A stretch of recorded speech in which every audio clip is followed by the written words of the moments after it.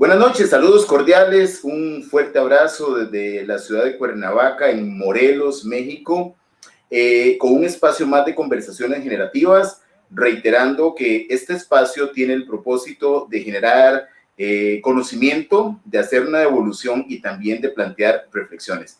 Lo hemos venido haciendo así durante todas estas noches, ya bastantes que se acumulan, y todas las personas que están en este orden de esta lista de participantes así lo van a seguir haciendo, porque he tenido la gran bendición de contar con maravillosos seres humanos antes que su experiencia, pero además la combinación que se da desde el conocimiento y la experiencia para poder compartirla en un espacio como este, pues muy contento y muy satisfecho de esos aportes que se generan noche tras noche entre lunes y jueves. Así que un fuerte abrazo desde México. Y hoy tengo el privilegio realmente de contar con un destacado profesional costarricense en el campo de la comunicación, quien es un ícono del periodismo, profesor universitario también, pero quien ha estado en el campo de batalla, quien sigue estando ahí y quien sigue haciendo periodismo y engrandeciendo esta noble profesión, el tema de la comunicación.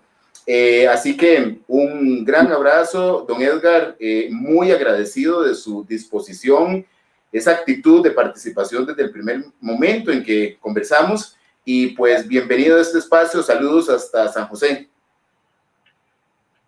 Muy buenas noches, Manuel, a la distancia de San José hacia Cuernavaca, y pues agradeciéndote más bien a vos porque me tomes en cuenta para este espacio. Mi primer reconocimiento para vos por este esfuerzo, esta iniciativa de comunicación. Yo creo que es muy lógica.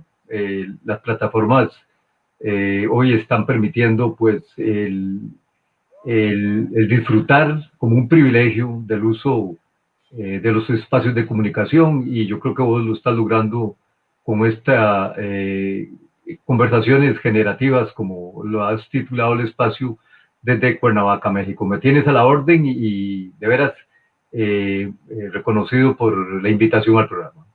Muy bien, don Edgar. Vamos a ver, hay diferentes temáticas y quiero hacer una aclaración. Una persona tan pública que ha estado en el ojo de la cámara en los últimos meses a partir de la participación que ha tenido en la conferencia de prensa en Casa Presidencial en la mayoría de los casos, pero creo que ese es un tema aparte, ese es un tema que es complemento a la gestión periodística.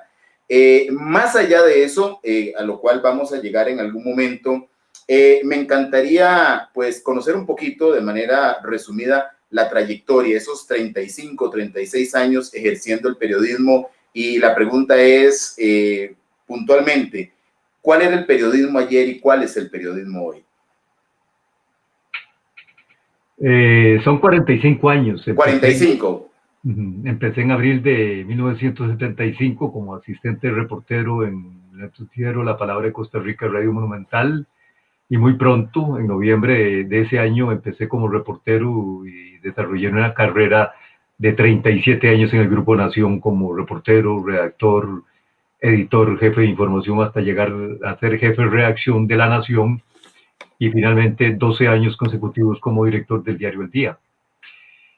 El periodismo es el mismo.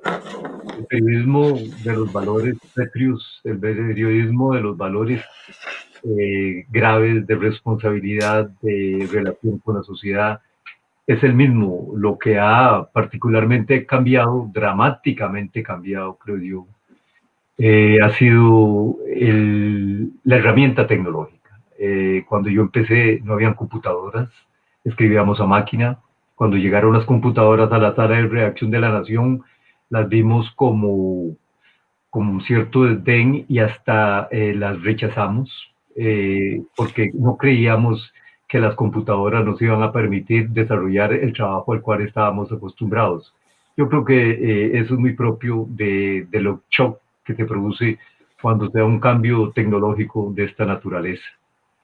Rápidamente nos acomodamos con las computadoras y hoy son parte imprescindible de nuestras vidas, pero el periodismo empezó en esas etapas sin celular, sin WhatsApp, sin Twitter, sin Facebook, hasta llegar a lo que estamos disfrutando en estos momentos, Manuel, de esa multiplicidad de comunicarnos instantáneamente como lo estamos haciendo en este momento, vos allá en Cuernavaca y yo aquí en San José, a la distancia de miles de kilómetros. Puede ser igual con Singapur, puede ser igual con Kenia, puede ser igual con Sudáfrica, en fin, no hay límite para la comunicación, para el ejercicio del periodismo, es el mismo, eso sí, la esencia, los valores, la gravedad del ejercicio es latente. Algunos la podrán observar muy marginalmente, pero para quienes tenemos pues esto como nuestro oficio de vida, como nuestra misión de vida, como en el caso particular, como una vocación que me infundió la vida, el periodismo sigue siendo el mismo. Lo disfrutamos aún más. Yo desearía estar en mis 20 años para iniciar el recorrido, pero estamos en ciclos de vida diferentes, pero se disfruta mucho el ejercicio del periodismo y lo disfruto cuando veo esas oleadas de muchachos saliendo a explorar el mundo como nuevos periodistas, pero que ojalá lo hagan imbuidos, impregnados, empapados de los valores más críticos, de los mejores valores a la hora de ejercer el periodismo.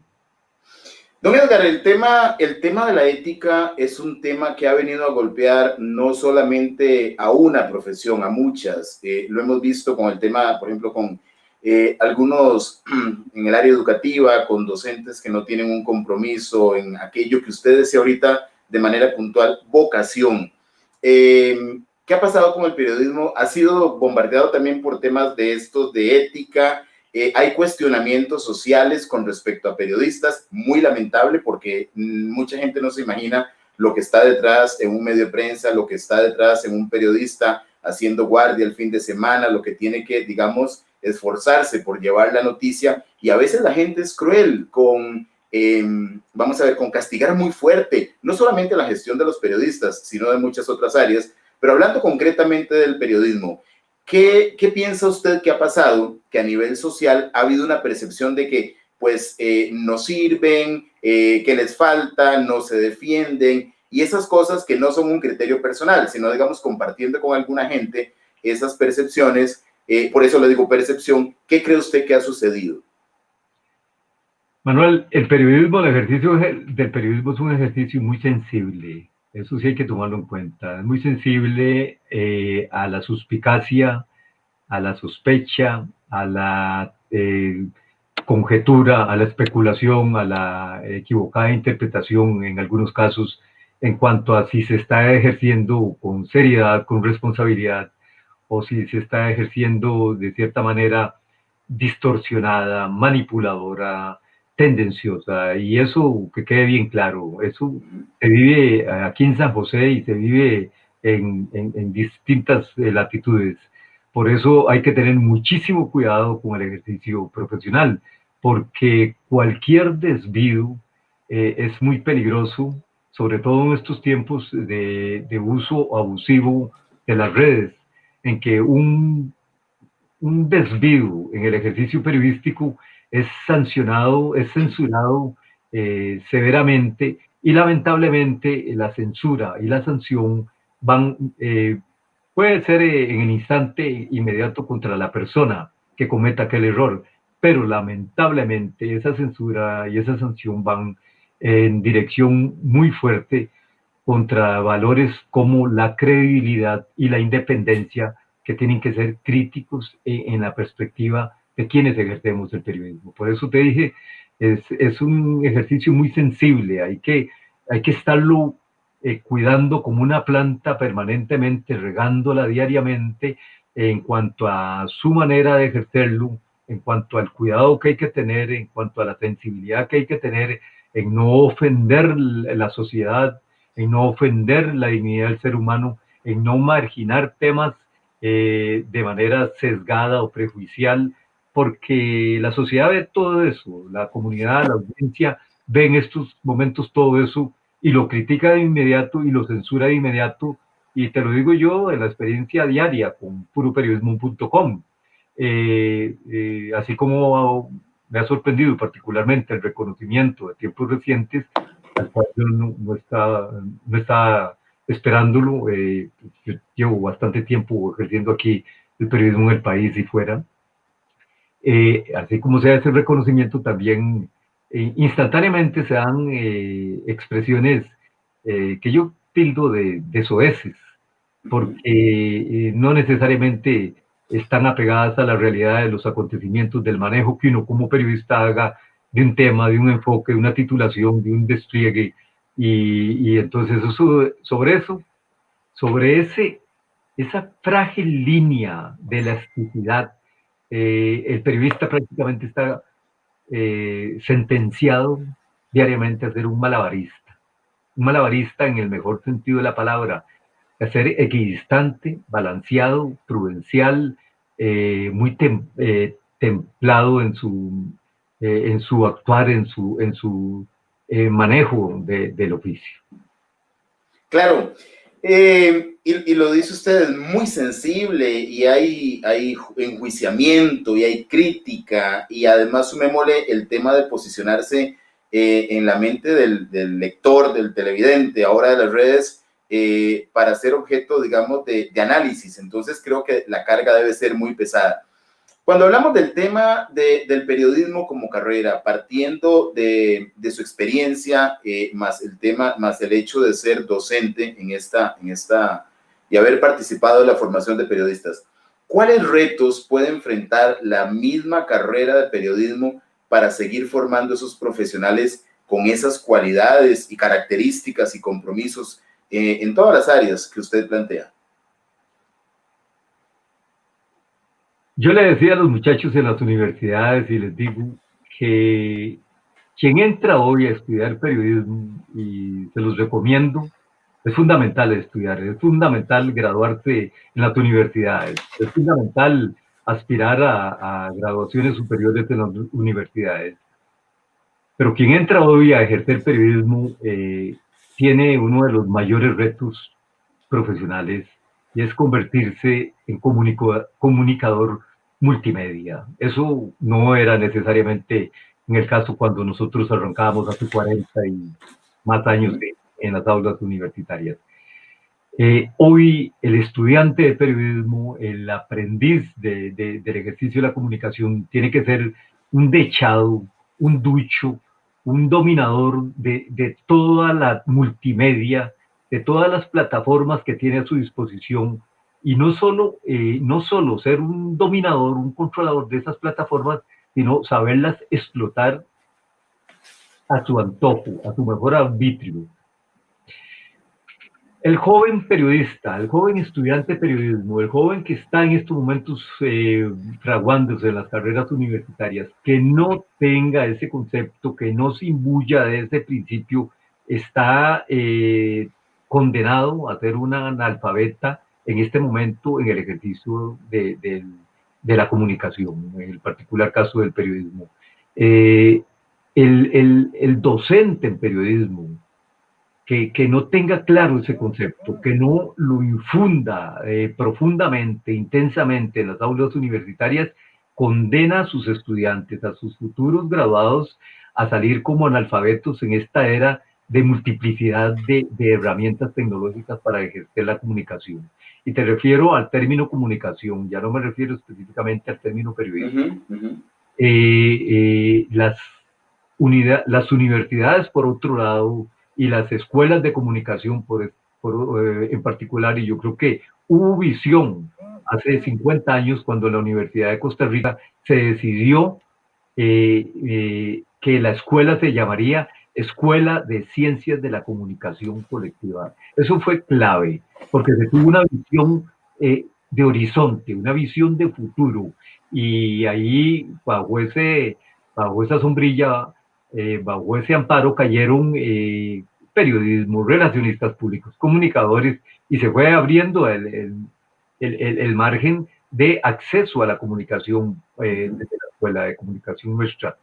Entonces, si no tienen claro eso los docentes, si no tienen claro quienes ejercen hoy en las salas de redacción, cargos directivos, cargos ejecutivos, si no están claros en que ya hoy los diarios dejaron de ser diarios, que ya hoy ya el término de hablar de diarios hoy en esta era digital es prehistoria, Manuel. Véalo así. Y se lo dice alguien que estuvo en papel y tinta durante 40 años. Eso es prehistoria, y eso hay que tenerlo clarísimo. Es decir, hoy hay que hablar de plataformas, hoy hay que hablar de sitios, hoy hay que hablar de todo lo que la tecnología nos está ofreciendo para responder a lo que el usuario de hoy nos está exigiendo al instante en los celulares. Ujú, Es ujú. tan dramático el cambio que ha ocurrido en 40 años, eh, eh, pero a la vez es desafiante. Pero hay que tenerlo claro en todos los ámbitos, lo tienen que tener claro los empresarios periodísticos de la industria periodística. Hay muchos que lo tienen muy claro, clarísimo, son visionarios. Me llaman mucho la atención los emprendimientos que yo noto particularmente en ciertos medios europeos.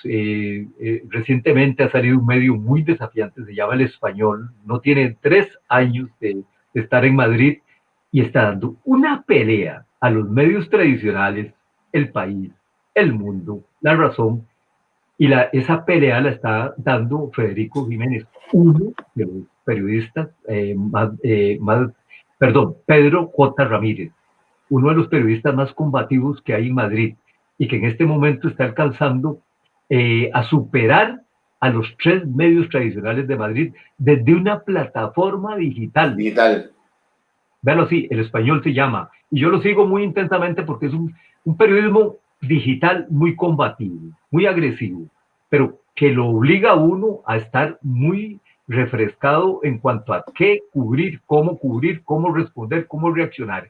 Si eso no está claro en las salas de redacción hoy, desde la era digital, están pues condenados a un fracaso en cuanto al acceso a las audiencias multimedia de hoy. Claro, es como pensar en ser mercadólogo hoy sin entender el tema del mercadeo digital. Como que yo me planteara ser mercadólogo desde la base del precio, producto y promoción para ir con un panfleto hoy donde el tema de los recursos y el papel es cuestionado haciendo mercadeo a la antigua. Es el tema de ampararse a lo digital. Y este ejemplo que usted menciona es clave. Retomando un poquito el tema, ¿cree que se ha perdido realmente la vocación en quienes quieren ejercerlo o quienes matriculan una carrera? ¿O qué está pasando? ¿Es un tema que viene desde atrás? ¿Es un tema de identificación con lo que realmente significa ser un periodismo responsable? O más bien, ¿se vive esto también en la carrera de periodismo? Porque en otras lo he podido medir como educador dolorosamente. He escuchado comentarios que ni siquiera podría repetir de personas que dicen matriculo esta carrera porque no me queda otra y aquí tengo esto y esto. ¿Qué pasa con los estudiantes de periodismo? ¿Los ve usted con esa mística de los periodistas comprometidos? Esto se lleva, se siente, se vive, se sufre, se disfruta. Así hay que asumirlo. Es altamente sacrificado, pero es altamente retribuyente a la vez. Yo no me inclino mucho por eso de que todo tiempo pasado fue mejor, pues fue muchísimo mejor en cuanto a una serie de aspectos, pero también en cuanto a cuanto dicen que es que las nuevas generaciones de periodistas vienen sin vocación, vienen fríos, vienen faltos de calor, vienen faltos de intensidad, vienen faltos de pasión. Quien viene, viene. Uno lo ve, uno en las salas de reacción es un instinto raro, uno lo nota, uno lo siente, uno lo percibe. Yo lo he percibido en estas recientes conferencias de prensa ahí en Casa Presidencial. Uno ve los reporteros que van con un perfil ya de vida, que siente, que disfrutan, que la pelean, que la luchan. Entonces, y además son reporteros que en esta era no simplemente son periodistas graduados, sino que vienen con profesiones adicionales. Claro. Entonces, eso a mí no me preocupa tanto en el sentido de que haya frialdad en el ejercicio. Pues hay de todo. Hay buenos, hay regulares y hay no necesariamente buenos ni regulares en el ejercicio del oficio. Pero, mire, le mencionaba un caso de Europa reciente en cuanto a reportaje. Esta mañana me he leído uno de los encabezamientos más dramáticos que yo he podido leer a lo largo de esta pandemia y que lo redactó un periodista de la agencia norteamericana de noticias AP. Estados Unidos llegó esta mañana a 200.000 muertos por la pandemia. Y ese periodista escribió, como hubiese dicho don Joaquín Vargas Llané, el gran maestro del periodismo costarricense, ese periodista escribió ese artículo con el alma. Es que se notaba lo que estaba escribiendo. Es que Estados Unidos estaba llegando hoy a 200.000 muertes por la pandemia. Entonces, al leer yo ese artículo esta mañana, el periodismo no, el periodismo de los grandes valores, de los grandes escritores, de los grandes creativos, de los que sienten, viven, disfrutan y transmiten eso, sigue vive, muy latente. Y le recomiendo esta crónica, la tiene el Boston Globe esta mañana. La destacó, porque para la sociedad norteamericana, pues la cifra, y qué ironía, porque la cifra trascendió en los momentos en que el presidente Trump daba su discurso esta mañana. Muy bien. Vamos a ver, don Edgar, hizo de comunicador usted en la secundaria, en aquellos proyectos estudiantiles, ¿desde ahí venía ya esa chispita de ser comunicador? Sí. Yo lo he contado, creo que puedo tener cansadas a muchas audiencias. Yo creo que esto venía conmigo desde siempre, por formación familiar, me lo inculcaron mucho mis padres, particularmente mi señor padre, pero sí, repartí periódicos y yo por las calles del pueblo mío, pueblo natal, Acerrí, yo gritaba, voceaba el periódico. No había necesidad porque eran periódicos de suscripción, pero es que yo sentí algo tan raro al vocear aquel periódico, al vocear aquellos títulos. Ese algo raro, Manuel, me tiene hoy 45 años todavía luchándola y me siento tan privilegiado. Es formación de vida, es formación familiar. Hay dos mujeres clave en este recorrido. Una es mi madre, nos dio la vida a mis hermanos, nos dio la educación y nos dio un tercer valor que usted me mencionaba hace unos minutos, la fe. Fue visionaria para su tiempo, nos decía, yo no les voy a dejar nada más que dos cosas, educación y fe. Y a estas alturas de la vida yo digo, ¿qué capital nos dejó para su tiempo? Y la otra mujer al lado de mi vida es mi esposa, Lucrecia. Ha estado al lado mío 45 años, es un baluarte en las buenas y en las malas, en las duras y en las suaves, en todo momento de mi trayectoria periodística y de mi vida. Y yo la considero la editora más cercana al lado mío, muy crítica, y sobre todo cuando me inundan ciertos prejuicios y sesgos en mi ejercicio profesional.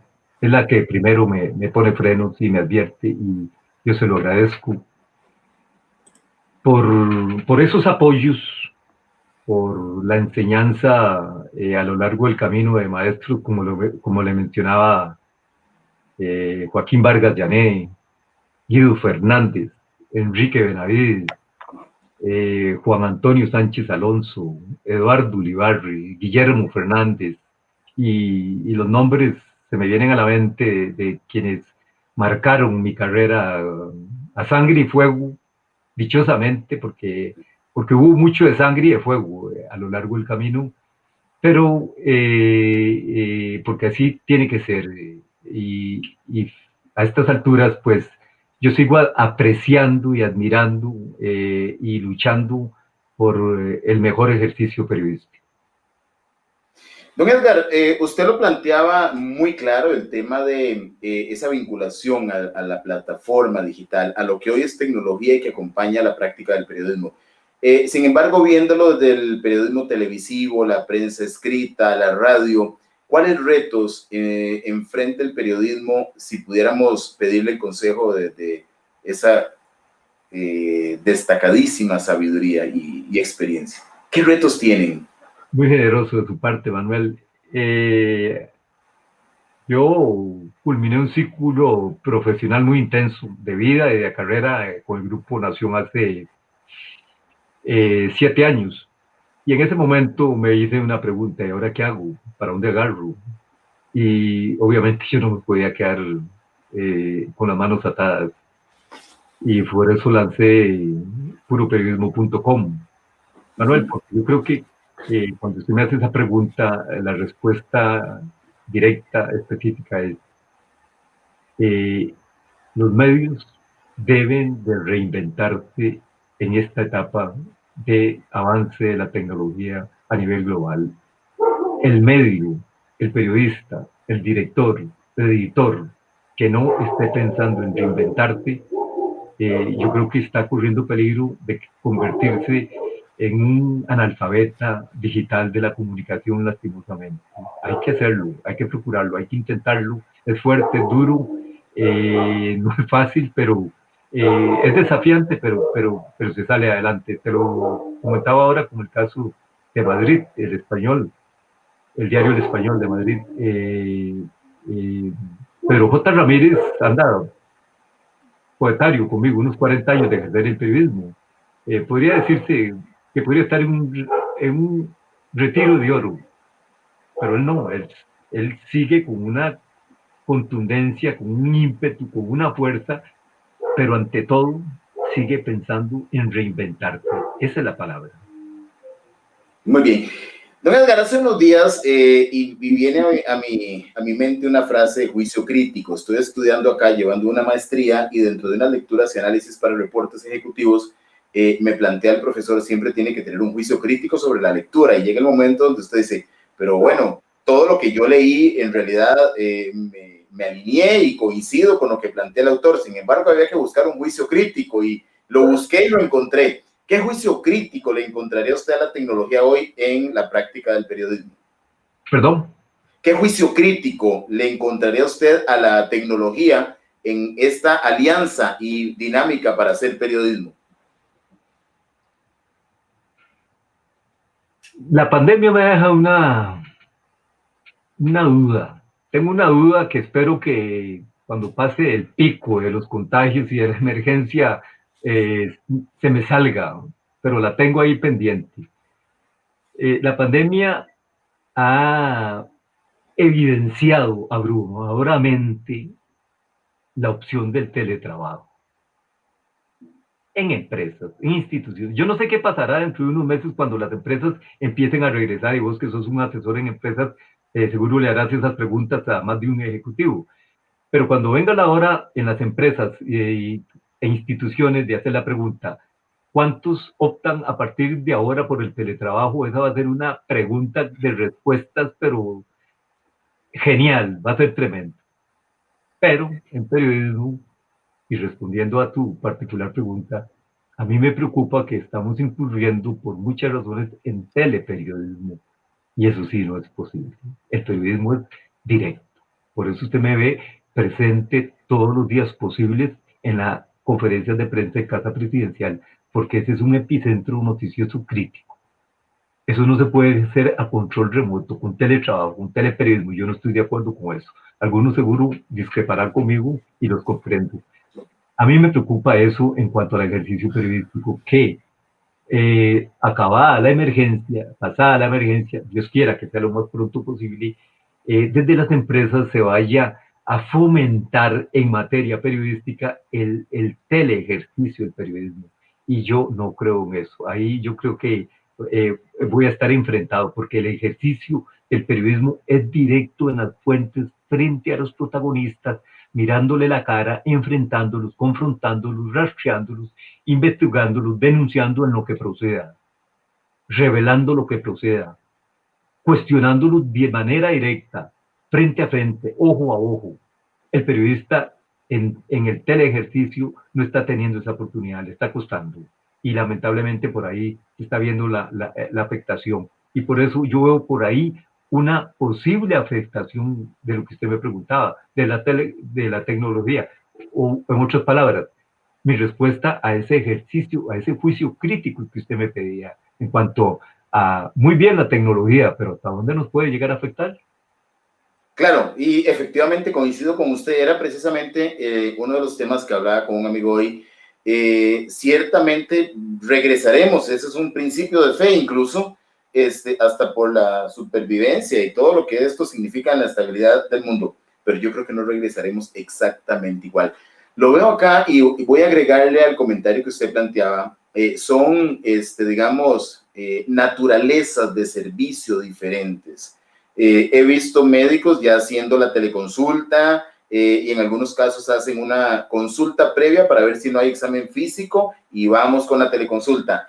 Y hemos entrado también en esta dinámica que tiene todas las bondades, los no desplazamientos, el ahorro, el combustible, la comodidad, la casa, la computadora, incluso la seguridad en lugares de alto riesgo. Pero es tan fuerte el fomentar esto, parte de la realidad que estamos viviendo y la necesidad.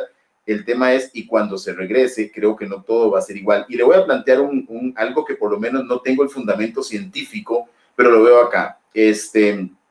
Vemos las redes sociales todos los días y están abarrotadas de propuestas, digamos, mercadológicas en servicios. Le planteo el tema de las universidades. Yo puedo ver universidades acá que además, aquí hay una pregunta. Ya el proceso hacía que las universidades en muchos casos virtualizaran la formación, pero además, si estaban a punto, lo terminaron de hacer sin ninguna objeción porque no quedaba otra. Pero ahora la guerra mercadológica es de una vez y en línea, y usted se graduó en línea y nunca tiene que volver acá. El tema es, ese nunca va a significar aún superando la pandemia. Entonces me pongo a pensar, por ejemplo, en algunas instituciones que si tendrán claro eso, incluso me había llegado una información de alguna y en ese momento pues no era de tanto interés para mí. Y ahora me llega la información y lo primero que me dicen, y usted se graduó en línea, no se preocupe, los 3, 4, 5 años que usted quiera hacer el programa. Entonces ahí podría haber una digamos, repercusión positiva o negativa, dependiendo de cómo se vea, porque tengo un ejemplo que lo he dicho 20 veces.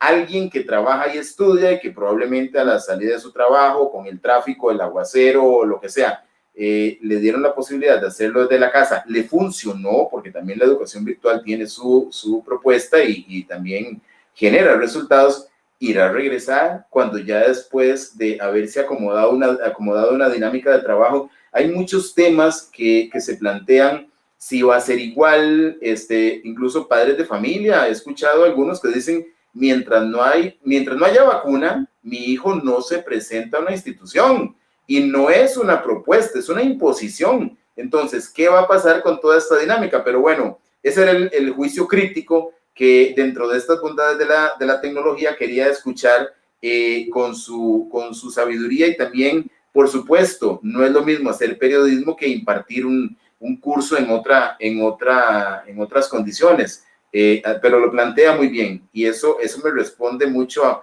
a la vivencia personal también.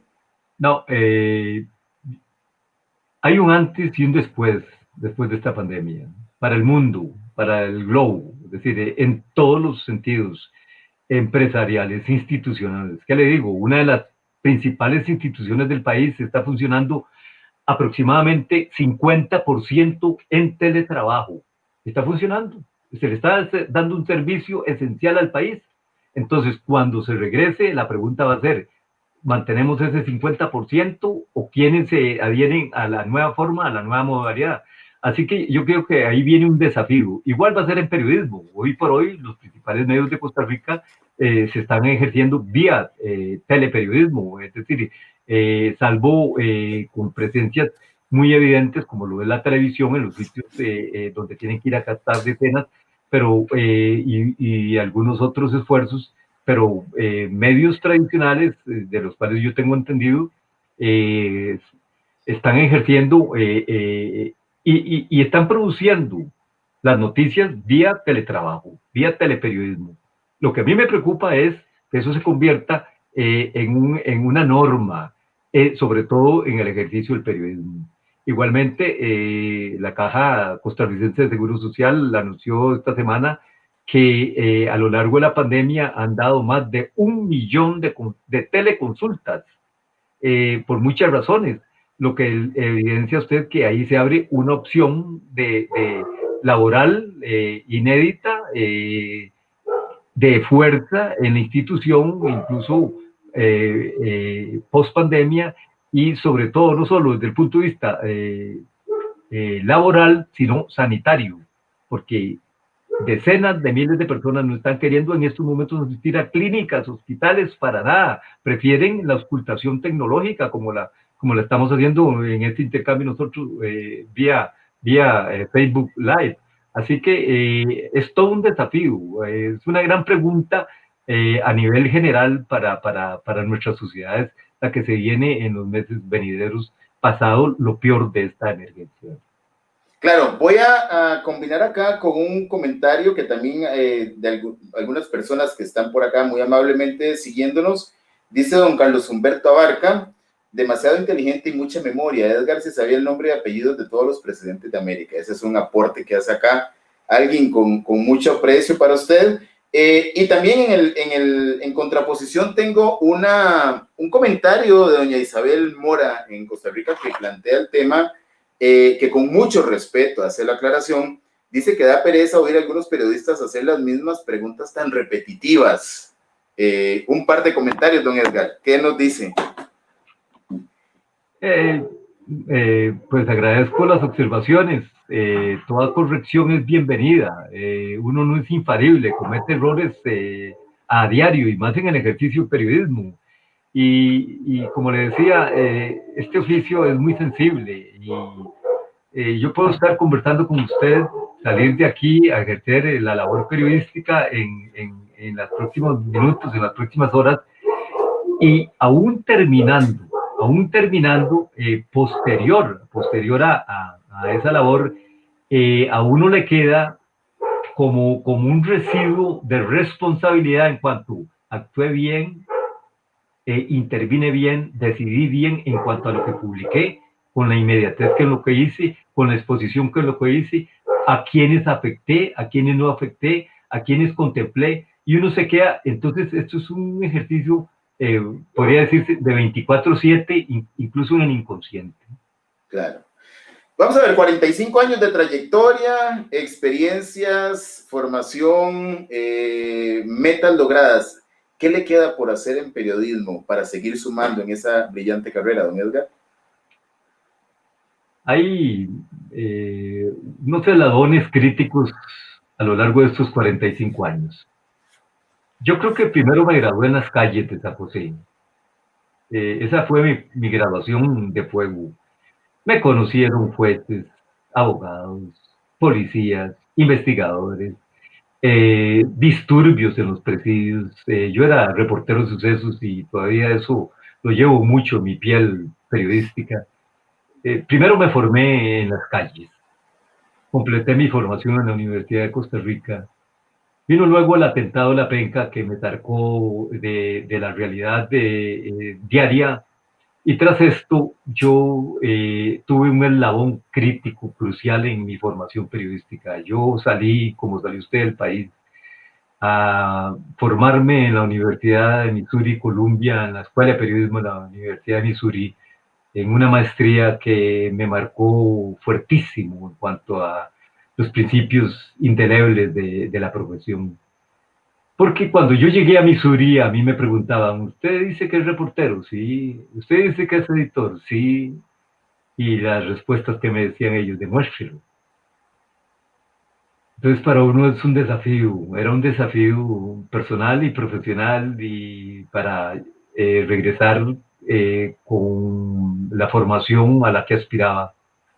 Missouri me marcó con tinta indeleble valores fundamentales en el ejercicio, a partir de observaciones, de críticas, de editores norteamericanos a los cuales me expuse y con los cuales compartí. Pero igual, yo ejercía el periodismo diario y era lo mismo, lo que pasa que en otro entorno. Y un tercer eslabón, le mencionaba la formación de las calles, la formación en la Universidad de Missouri.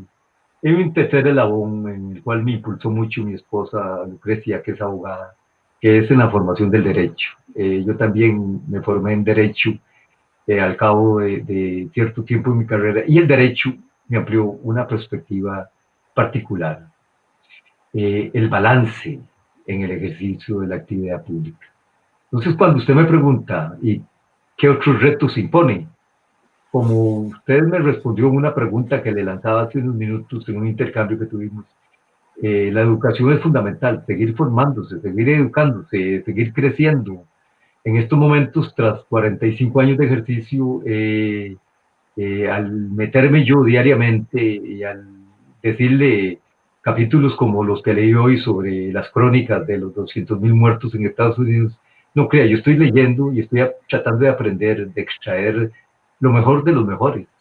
Eh, lo mejor de los mejores reporteros, lo mejor de los mejores editores, lo mejor de los mejores ejecutivos de empresas periodísticas, que tuve muchos a mi lado a lo largo de la carrera y de los cuales traté de aprender también. Entonces en esas estoy. Cuando le digo que vuelvo a ver hacia Europa y veo manifestaciones de periodismo digital que me llaman la atención por la audacia, por la agresividad, y yo me pregunto, ¿y por qué no lo hacemos acá? ¿Por qué no lo intentamos acá? ¿Por qué no lo probamos? ¿Por qué no nos quemamos? Entonces eso es parte un poco del ejercicio diario en puroperiodismo.com. Ahí estoy. Igualmente admiro a colegas locales que, figúrese Manuel, que en Costa Rica hay al menos 190 medios digitales de comunicación. Es impresionante. México por los iguales. Y cuando uno escucha esas cifras es que hay un deseo de, de promover la comunicación, de ejercer la comunicación. Vos lo tenés con conversaciones generativas, 2 veces a la semana. Son 4 por semana. Bueno, imagínense lo que eso significa, preparar eso junto a las charlas empresariales, junto a la docencia.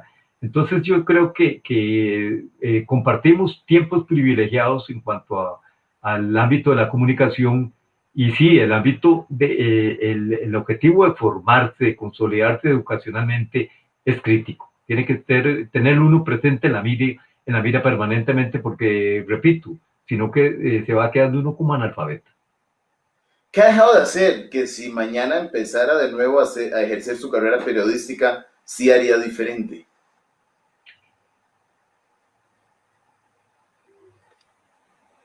No tengo mucha duda al respecto. Yo creo que mi vida está marcada por este oficio. Eh, Quizá mis ojos saltarían de novedad, de aventura, es que yo me pongo a pensar en grandes saltos que dio la humanidad. Estaba leyendo recientemente un libro de un gran visionario que es Zweig, un autor que vino de Europa y murió en Brasil, y él desarrolla una serie de capítulos sobre grandes saltos históricos que dio la humanidad, de personajes, y narra cómo Scott, un inglés, intentó convertirse en el primer descubridor del Polo Sur. Pero cuando ya estaba por alcanzarlo, descubrió que 100 kilómetros más adelante ya había llegado alguien de primero, un noruego. Y para él eso fue un golpe de frustración tremendo. Pero aún así, él continuó hasta llegar a aquel polo inaccesible en aquellos tiempos de los siglos XIX. Igual ocurrió con visionarios, con expedicionarios como un Vasco de Gama, Núñez de Balboa, que llegó a descubrir el Pacífico y que fue decapitado en el Darién, en Panamá, en una de esas rencillas de los expedicionarios españoles, pero que llegó, vio, visionó, dijo, ahí está el otro horizonte. Lo que había hecho Colón había sido un ciclo, pero lo que él llegó amplió el horizonte. Entonces, cuando usted me dice, ¿qué haría yo sentado en una escuela de periodismo con 20 años a estas alturas? Mis ojos saltarían de aventura, de atrevimiento, de audacia, de cómo intentarlo de manera diferenciada con todas las herramientas que nos está dando. Es que esto que estamos haciendo en estos momentos, usted lo puede hacer en estos momentos con un expedicionario en el Everest. Usted lo puede hacer con infinidad de escenas noticiosas desde cualquier rincón del mundo para tener una idea. Es decir, no hay límite, no hay frontera. La frontera puede estar en la mente de las personas. Vos diste un salto en tu vida profesional, saliste de Costa Rica, estás en un emprendimiento que yo admiro, que yo aprecio mucho. Entonces, pues me sentiría muy llamado a ejercer y con mayor contundencia la labor periodística. Creo que eso me responde la pregunta que tenía, pero igual se la voy a plantear. Si no hubiese sido periodista, ¿qué profesión hubiera escogido? ¿Qué profesión hubiera escogido? Con el paso de los años, mi segundo oficio ha estado muy vinculado al ejercicio del derecho. El derecho es apasionante, pero es que el derecho... ¿Ha sido una fortaleza para usted a la hora de ejercer periodismo porque tiene un sustento legal para plantear sus preguntas y criterios? ¿Le ha marcado ventaja? Es decir, enriquece la perspectiva. Y se lo digo por esto. Periodismo y derecho van paso a paso por los mismos caminos. Actúan ante hechos. Buscan evidencias. Tienen un proceso que en el final se rompe. Porque la justicia sentencia. El periodismo no sentencia. El periodismo expone. El periodismo revela.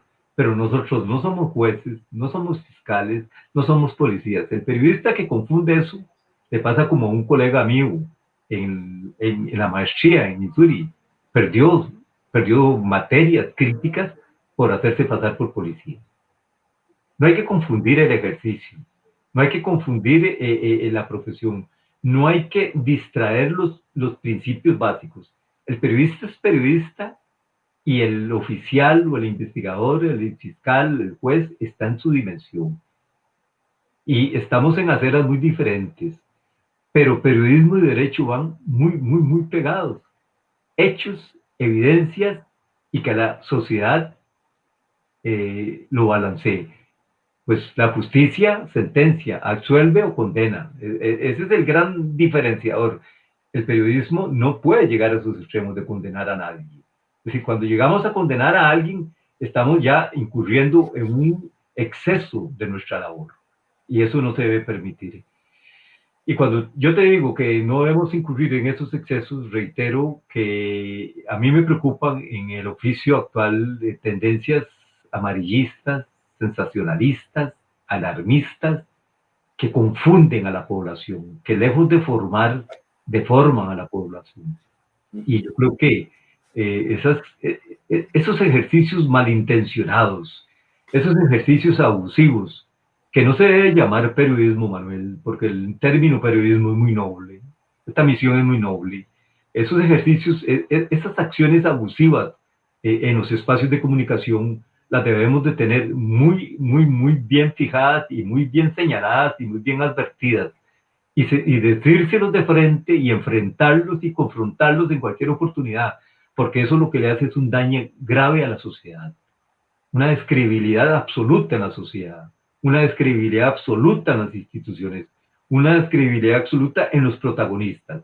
O sea, hay que revelar los hechos, hay que denunciar los hechos, hay que plantearlos con toda transparencia ante la sociedad, pero nosotros no somos quienes para condenar a nadie. Existen otras instancias dentro del aparato institucional para hacer eso.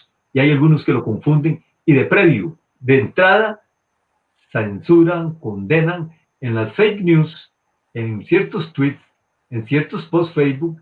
Aquello da miedo cada día. Claro. Y es decir, es desgastante, incluso estar leyendo algunos de esos términos y hay que ponerlos como en bahía, hay que ponerlos como a distancia y los periodistas tenemos que estar en esta tarea. Tweet alarmista, tweet sensacionalista, tweet tendencioso, tweet manipulador, lo primero que hay que decirle al reportero. ¿Y cómo se prueba esto? ¿Cómo lo prueba usted? ¿Qué pruebas tenemos? ¿Qué evidencias tenemos para salir a la calle con esto? Entonces, por ahí, ese efecto alarmista, ese efecto manipulador, ese efecto tendencioso, desde las redes y desde medios tradicionales. Yo digo, en las calles de San José a mí hay cierta repulsión por lo que leo en algunos momentos, Claro. porque noto ese afán manipulador, tendencioso, esa ulterior intención en la manifestación informativa. Te digo, eso es un ejercicio abusivo de la comunicación. Esos hay que señalarlos y denunciarlos y cuestionarlos. Muy bien, don Edgar, vamos a ver, estar en el ojo público es algo, pues, algunas veces muy transitorio en la vida de un ser humano. Ustedes como periodistas, cuando están ejerciendo desde un medio televisivo, pues se convierten en referentes, en aquellas personas a quienes todos ubican. Y he querido dejar esta parte para el final por una razón. Realmente toda una trayectoria es muy fuerte, pero usted hoy es un personaje público muy destacado, además de su trayectoria, porque un país entero atiende la conferencia de prensa donde está el presidente, el ministro, el representante de la Caja del Seguro, y usted se ha convertido en un referente de la comunicación en términos de la conferencia de prensa sobre el COVID. Dos preguntas y podrían salir otras más por ahí. Además, me quiero sumar antes de eso a un comentario de doña Carmen Solano, quien está en Liberia, dice: saludos. Don Edgar, durante la pandemia ha hecho la diferencia con sus preguntas durante las conferencias de prensa. Cuando no asiste, hace falta. Mi planteamiento puntual es: ¿cuál es la experiencia que ha vivido durante estos meses en un día a día con el presidente de la República al frente, el ministro o las autoridades o ministros de otras carteras? ¿Y qué haría don Edgar como responsable de la estrategia de comunicación del gobierno si le correspondiera ejercer ese papel? ¿Qué haría usted diferente? ¿Lo haría igual? ¿Qué ha dejado de hacer? O incluso, ¿cómo la valora? Mire, Manuel, a la primera pregunta, ciertamente son 45 años de trayectoria que son mi capital de vida profesional y personal y que espero conservarlos hasta el último día de mi vida. Que las luces de estos momentos no me encandilen, sino que me alumbren Claro. a seguir por una senda correcta en el ejercicio periodístico. ¿Qué haría yo frente a la estrategia de comunicación? Es la segunda pregunta. Pues yo creo que hay muchos entendidos y muchos expertos que podrían plantearle con mucha riqueza observaciones. Se ha pasado como por unas 2 o 3 etapas. La primera fue el shock en la población, el control en el mensaje y el éxtasis que yo llamo cuando la población manifiesta casi 70 puntos de reconocimiento a la gestión del gobierno en el manejo de la pandemia. Una segunda fase la vive el país cuando se alerta de lo que se temía que no quisiera llegar a Costa Rica, que fue el 2 de julio cuando el ministro de Salud advirtió que el país estaba bajo transmisión comunitaria. A partir de ahí, yo creo que entra el mensaje de la comunicación en un estado de tensión, repito, el mensaje oficial, en un estado de tensión porque ya no tenían control, ya el gobierno había perdido el control, no solo de la atención del mal, de la trazabilidad del mal, sino del manejo de la comunicación. Y del éxtasis, aquel ondulatorio carrusel pasó a la decepción, al dolor, a la preocupación latente que se manifestó con ese golpe al reconocimiento a la gestión de la labor de gobierno con 50 puntos menos porcentuales de reconocimiento. Entonces, eso lo que te da voz y idea, Manuel, es de que la reacción de la opinión pública es muy ondulatoria, es como la pandemia, muy ondulatoria En momentos te tiene arriba, pero te puede despedazar en instantes. Y eso yo creo que por ahí ha tomado, si no desprevenidos, a los responsables del aparato de comunicación del gobierno, los ha confrontado con una realidad muy ácida en cuanto a volver a retomar esa senda de control del mensaje de la comunicación, de la credibilidad, de la confianza, que está bastante golpeado, lesionado en estos momentos. ¿Qué se recomienda? Particularmente se le ha estado recomendando desde el ámbito de la comunicación a la nueva estrategia o a esta estrategia que sea más puntual, que sea más de nicho, que sea más particular. Ya no es lo mismo manejar el mensaje de carácter general como se manejó hace 6 meses cuando se enfrentó el primer golpe y la población estaba consciente de lo que se venía y respondió de una manera prudencial y responsable y admirable. El país se mostró realmente en condiciones de una respuesta muy digna a Costa Rica en ese momento. Se está en otras condiciones, el contagio está disparado, anda cercano a los 70.000 casos confirmados, casi los 1.000 fallecimientos. Puede que se prolongue por unos meses más este pico que se está viviendo y se está recomendando como que la estrategia oficial sea más puntual, más específica, más de nicho.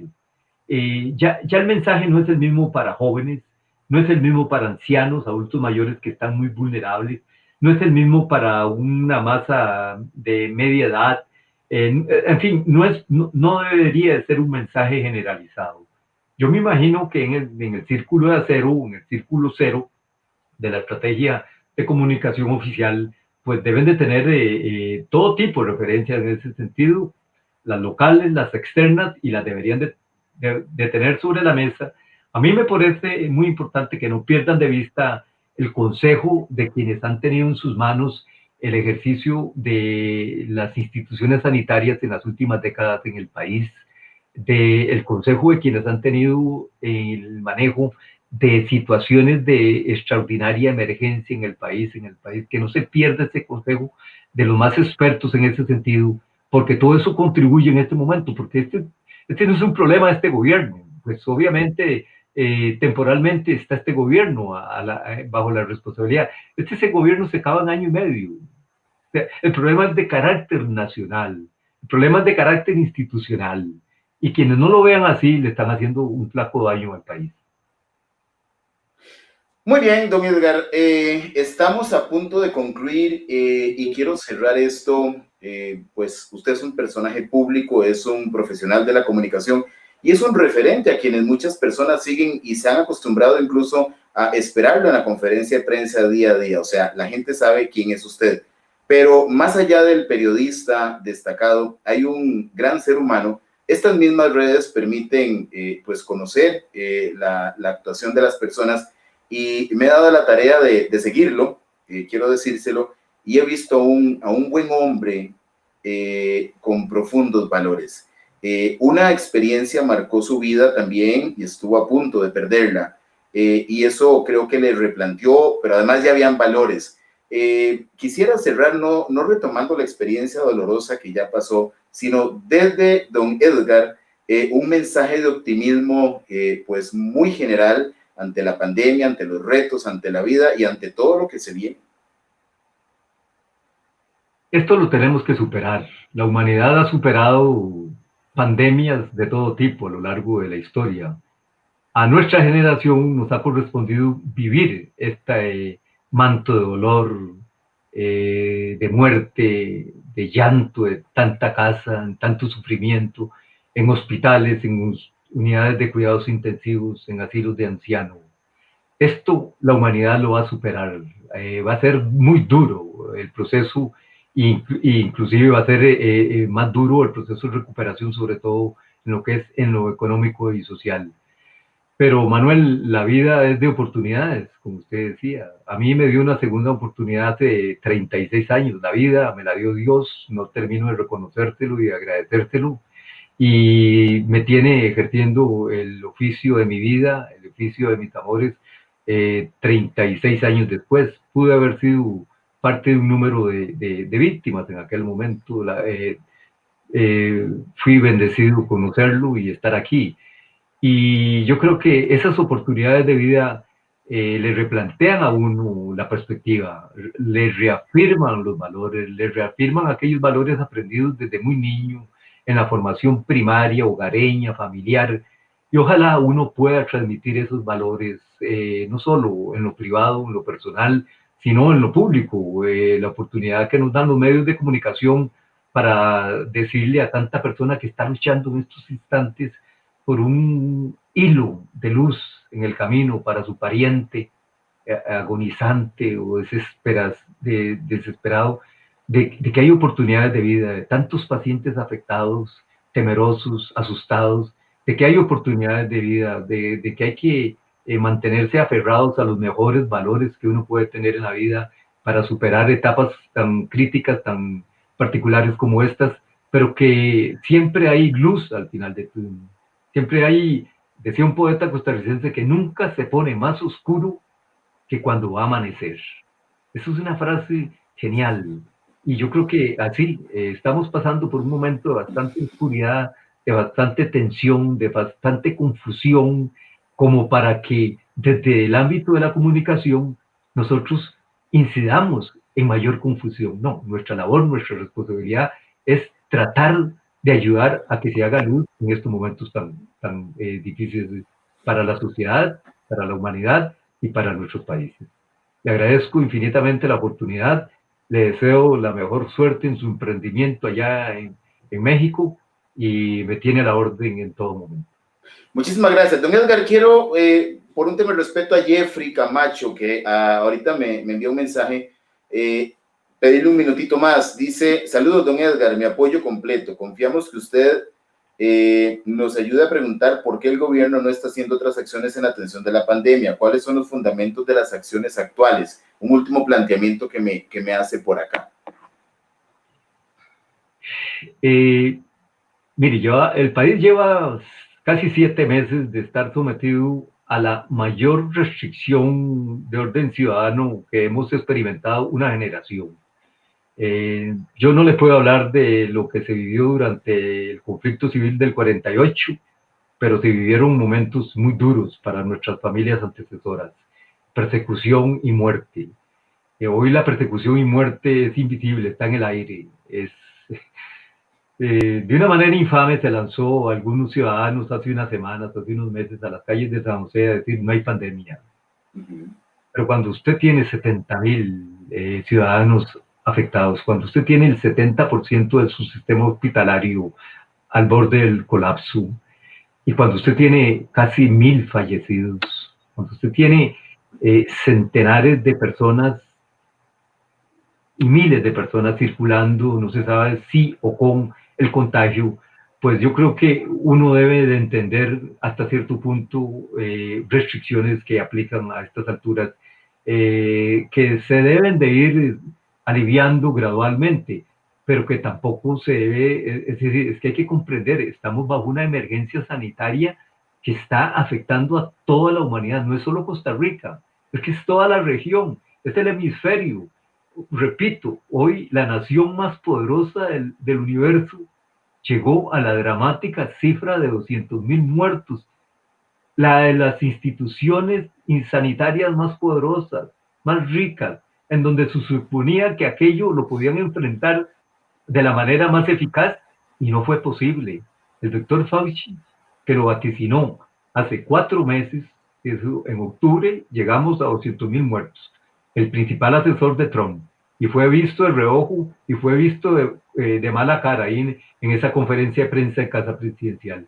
Por eso hay que estar en las conferencias de prensa, para ver esas reacciones, para ver esos anuncios, para ver esos vaticinios, y él lo dijo, lo vaticinó y lo advirtió. En octubre llegamos a 200.000 muertes. Eso fue lapidario. Y yo creo que si no se entiende las dimensiones de este mal que está afectando hoy a la humanidad y en particular a nuestro país, pues yo creo que hay, pues sí, hay mucha inquietud, hay mucha molestia de que se prolonguen los encierros, los confinamientos, no podemos asistir a parques, no podemos tener tertulias con nuestras familias, pero debemos de ser conscientes de que esa batalla la libramos respetando en lo posible las medidas sanitarias, las restricciones sanitarias, cumpliendo con todas esas medidas y respetando la convivencia social, porque si no, el daño mañana para el país y para nuestra región va a ser peor. Muy bien, don Edgar, no me queda más que agradecerle por seguir haciendo tan grande este espacio, una profunda admiración y un respeto que va más allá de la figura pública presente en Casa Presidencial cada día, que va a la trayectoria de un ser humano que ha entregado su vida a una profesión que ama, y ahí hay un mensaje pleno de una palabra que anoté aquí al principio, clara, vocación. Una cátedra de vocación porque no todo el mundo vivimos lo que hacemos necesariamente con esa entrega, que si lo lográramos hacer de la forma en que usted lo ejemplifica, pues también tendríamos muchos buenos resultados en distintos campos. Así que muchísimas gracias por su participación, por esa bondad que desde el primer momento manifestó, esa generosidad, y pues muchísimas bendiciones para usted, para su familia, y que sigan siendo muchísimos los éxitos en el sitio que maneja de comunicación, puroperiodismo.com, y lo mejor para usted en San José. Muchísimas gracias, Manuel.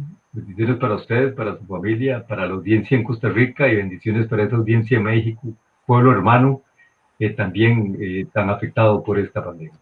Bastante, bastante. Es un tema pues muy parecido, es muy parecido, y las cifras son alarmantes. Hay que seguir haciendo, hay una economía ahí que tiene que seguirse dando desde el comercio informal y muchas cosas similares a esto. Entonces, pues sí, las mismas cosas están sucediendo, y seguir cuidándonos. Es un tema también muy educativo.